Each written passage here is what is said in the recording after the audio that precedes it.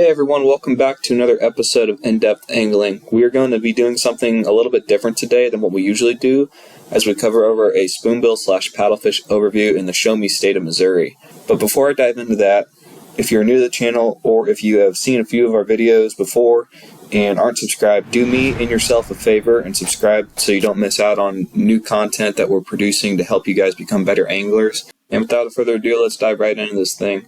Paddlefish are a prehistoric species found in Missouri's major river systems and tributaries, and it's the only member of its scientific family left on Earth. They are very prehistoric and very old fish. Paddlefish can live up to 30 years or more and can reach sizes of 7 feet in length and weigh over 160 pounds. Paddlefish do not have scales. The skin is similar to shark skin. The mouth is wide for filter feeding as they swim, and the nose of the fish functions as an electrosensory organ, capable of detecting plankton in the water column. Paddlefish swim slowly with their mouth open, feeding on plankton in open water as their main food source. Paddlefish are somewhat pelagic in nature and by habit, swimming in open water areas and not relating to cover like other fish do, such as crappie and bass. The paddlefish species is protected by a statewide minimum length limit of 32 inches measured from the eye to the fork of the tail. Spoonbill have a 34-inch minimum length limit on Table Rock Lake, Lake of the Ozarks, and Truman Lake and their tributaries. There's a statewide daily possession limit of 2 paddlefish per person. There's also a snagging season for paddlefish that starts March 15th and runs through April 30th. On most of Missouri's waters. The exception to this is the Mississippi River that has a spring season, March 15th to May 15th, which is 15 days longer, and an additional fall snagging season starting September 15th and ending December 15th. Overharvesting and poaching combined with the loss of spawning habitat for these fish from dams makes this species reliant on people raising them in fish hatcheries and being stocked throughout the state. Paddlefish spawn in late spring when water temperatures reach the 50 degree to 60 degree range over the top of gravel bars during times of high water. The fish that are living in the Osage River here get blocked down by Bagnell Dam. There's actually a no fishing area from the bridge here that you can see from Highway 54 going up into the dam, which is up here. And that's kind of where they end up spawning at. There's some gravel bars and stuff there. The river's actually up in this image right now, so you can't see the gravel bars, but they're actually underwater. And here's a picture of some of those gravel bars when the water is down that I got from earlier in the summer. One of the gravel bars that is used all the time for those fish to spawn. There's several others downstream of it that are a little bit larger than this one shown in the photo here on this foggy morning. Some areas to target paddlefish are going to be bottleneck areas, dams if it's legal to. Like I said earlier, the Osage River has got that restriction there for how far up you can go and target those fish. Channels, meaning like any of the main channels that they use where their old rivers are set up, and upper river arms of those tributary arms coming into the lakes and things. So like up on the upper Osage arm of Lake of the Ozarks would be a great example of that, and bluff ends and bluff areas where you just have sheer cliffs so those fish kind of ride along with like a wall. I'm going to show you guys a couple examples of that here on Lake of the Ozarks, what I'm exactly talking about.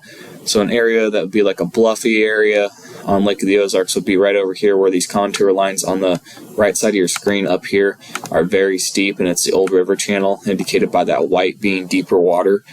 And that's a sheer cliff right here that goes into the water, and those paddlefish will sit out here in this channel, and they'll also kind of ride along this bluff wall as they go upstream to go and spawn during the spring, which is when we are also able to go out and catch these fish during that March to April time frame that I mentioned earlier. And then they'll kind of ride up here and along that. A lot of times they'll sit in the deeper water, so kind of having some electronics or a map of what the bottom of the lake looks like helps you guys out a ton with trying to locate where these fish are going to be moving to. Don't really hold on to cover like I mentioned earlier either, so they're just going to constantly be swimming along. Like I mentioned earlier, they spawn and they go upriver to do so.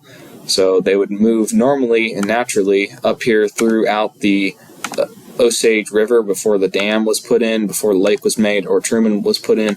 They would go upstream all the way up here over and into the Truman area to go and spawn. Now they're blocked off by this dam, which is Truman Dam, and they can't go up any further than that.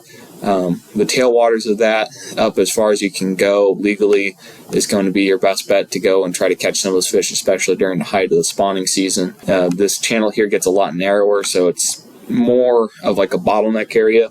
Those fish aren't having like half a mile wide channel to swim through like they do in the lower sections of the lake. This area up here is fairly narrow. Like there's a island that sticks out over here and kind of bottlenecks us down to a very narrow channel where those fish are basically funneled into a narrow section that they have to run up and down like a highway. And that provides a very key area for anglers to go and target, and more of a centralized location where all the fish are kind of funneled into. And there's other examples of this kind of thing going on other parts of the state as well, like on Truman. There's similar areas to this as they would run upstream. You'll find different areas along the channel here where there'll be bluffs. Like as you get closer over here towards the bank, you see all the dark lines indicated here. That indicates a cliff wall and an old channel where it's deeper here because of the white. That's the old river channel there. They'll use that like a highway running up through here and going upstream, and then you kind of hit that again over here. And if you don't have electronics, at least find the bluff walls, because you know that's where the channel comes in close to the bank, and you can kind of tell right where that deeper section is trenched out and where those fish are going to be running up to go and spawn to. A few examples of the major populations that are being held in the state are located inside of the Osage River, which runs below Lake of the Ozarks from Bagnell Dam to the Missouri River. I'll show you guys here as I zoom out real quick. It goes all the way up here towards Jefferson City where the Missouri River meets into it. And then the Missouri River flows down into the Mississippi near St. Louis, and in the Mississippi as well there's good populations of spoonbill. Not a ton of trophy-sized fish in there, but there is good populations of numbers in there. And Lake of the Ozarks, of course, has got a very strong population of spoonbill within it. I did a video with a guide last spring helping him out, and I'll link that in the description below and up above with a card you guys will see in your upper right if you guys want to go watch that.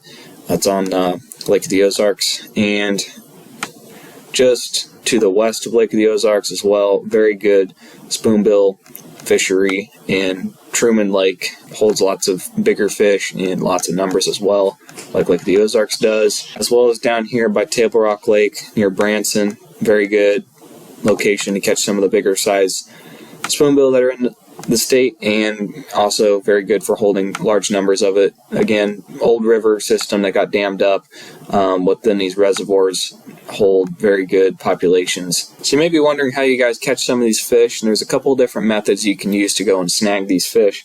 And that is either by trolling around with these Dipsy divers and a rig that I'll show you here in a second, but this thing acts like a bill like crankbait would have, and they will troll these behind their boat on it, and it dives down into the water and cuts through a lot of that and keeps it down as you travel at a certain speed so that your hook stays down there where the fish are instead of being pulled up as you go faster. And then the other way to do this would be by casting out, and you can do this while trolling as well, but you use a weight onto the bottom of your rig, and I'll show you guys a picture of the rig here in just a second.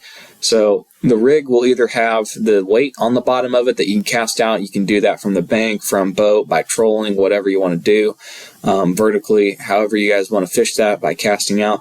But then the other way is with the Dipsy diver that's shown here, and that is to just be trolled behind at a certain speed to get you down to a depth that you would prefer. There's different conversion charts out there and things. I'm not going to go too in depth with that at the moment, but it's going to be a certain speed plus how much line you have out will get you down to the depth that you are desiring to go. And the more line you let out and the speed you go will affect how far down that is in the water column. A couple of keys to finding some of these fish as well, like I mentioned before, is having good graphs or maps on hand. You can use side scan. That usually helps you find where those paddlefish are in the channel, if you can find a school of them, or where they're kind of bottled up at and congregated along in those channels or along the bluff walls in the lakes or out in the rivers. You can usually find them pretty easily with that because they're such a big fish and they make a pretty hard mark on side scan. You can also troll around with Dipsy divers and things and just have down imaging going and seeing if anything's down below you. And the other way is live scope, which is a really easy way to figure out where these fish are. It gives you a live image of where the fish are swimming right when they are. Various depths in the water column hold paddlefish. Bottom is the most common in my experience for where they kind of like to hang out more towards. They like to kind of hang in the bottom third water column. And kind of almost hug the bottom at times. Other times they'll kind of swim at wherever, but the majority of the fish that I have seen are usually down in that bottom third of the water column, so keeping your baits down there closer towards the bottom if you're unsure where to start is always a good bet. If you guys found this video helpful, leave a thumbs up down below on this video so I know if you guys enjoyed it or not and whether I should do more of these on the channel. Thank you for watching, and we'll catch you on the next one. Have a great rest of your day, and tight lines out there.